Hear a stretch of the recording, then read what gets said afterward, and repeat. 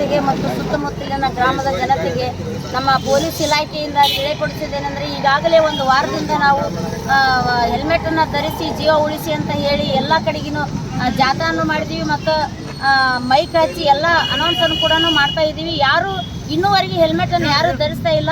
ಹೆಲ್ಮೆಟನ್ನು ಧರಿಸಿ ಜೀವ ಉಳಿಸಿ ಅಂತ ಹೇಳೋದು ಎಷ್ಟು ಸ್ಲೋಗನ್ ಇದು ಇದೆ ಅಷ್ಟೇ. ಅವರ ಜೀವದ ಒಂದು ಅಮೂಲ್ಯವಾದ ಜೀವವನ್ನು ಉಳಿಸೋದು ಅಷ್ಟೇ ಅಮೂಲ್ಯ ಇದೆ. ಅವರು ಮನೆಗೆ ಅವರೇ ಒಂದು ಮಾದರಿ ಆಗಿರ್ತಾರೆ. ಅವರೇ ಇಲ್ಲಾಂದ್ರೆ ಆ ಮನೆ ಸರ್ವನಾಶವಾಗಿ ಹೋಗುವ ಸಂಗತಿಗಳು ಕೂಡ ಇರ್ತೈತೆ.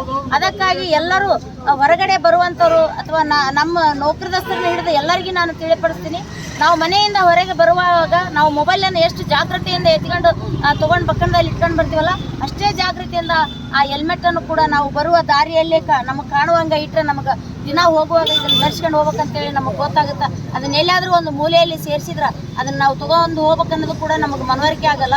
ಮೊಬೈಲ್ ನಾವು ಯಾವ ರೀತಿ ಜಾಗೃತಿಯಾಗಿ ಹುಡುಕಾಡಿ ತೊಗೊಂಡು ಬರ್ತೀವಿ, ಆ ರೀತಿ ಆ ಒಂದು ಹೆಲ್ಮೆಟನ್ನು ಹಿಂದಿನಿಂದ ಈಗ ಯಾರಿಗೆ ತಿಳಿದಿಲ್ಲ, ಹಿಂದಿನಿಂದ ಎಲ್ಲರೂ ಹೆಲ್ಮೆಟನ್ನು ಕಡ್ಡಾಯವಾಗಿ ಧರಿಸಿ ಚಾಲನೆ ಮಾಡಿ ತಮ್ಮ ಜೀವಕ್ಕೆ ತಾವು ಆಧಾರವಾಗಿರ್ತೀರಿ. ತಾವು ಒಂದು ವೇಳೆ ಏನಾದರೂ ಅನಾಹುತ ಸಂಭವಿಸಿ ತಾವಿಲ್ಲದೆ ಇಲ್ಲ ಅಂತ ಹೋದಲ್ಲಿ ಅವರ ಮನೆ ಪೂರ ಸರ್ವನಾಶ ಆಗಿ ಹೋಗುವ ಸಂಗತಿಗಳಿರ್ತೈತಿ.